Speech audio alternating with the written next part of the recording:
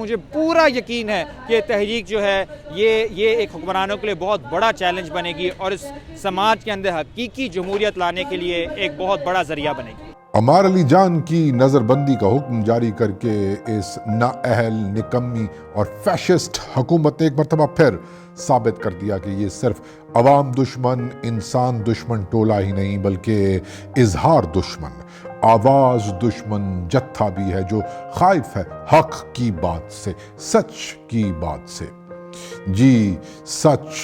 جو ان تبدیلی زادوں کے لیے خطرے کی علامت ہے، حق جو ان تبدیلی زادوں کے لیے پریشانی کی علامت ہے، کیونکہ سچ کی جیت is equal to PTI کے جھوٹ کی ہار،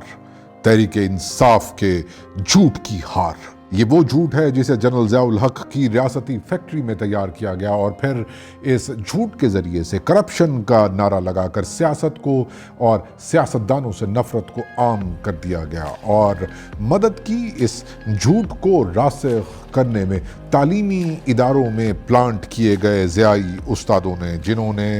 نصاب کو مسخ کر دیا، ہسٹری کو ڈسٹراٹ کر دیا، آئیڈیالوجی اور کمٹمنٹ کو غلط ثابت کر دیا، ادب اور شاعری میں قدرت اللہ شہابی، ظفر اقبالی اور اشفاقی زہر گھول دیا، اور تیار کی ایک ایسی کھیپ جس کے نزدیک سیاستدان شیطان تھے، اور پھر یہ کھیپ نوجوانوں کی، یوتھ کی یہ کھیپ تحفے میں دے دی گئی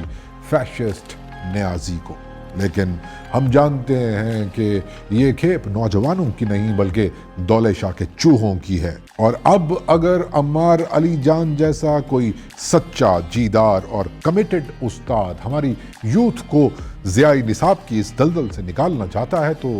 ظاہر سی بات ہے کہ یہ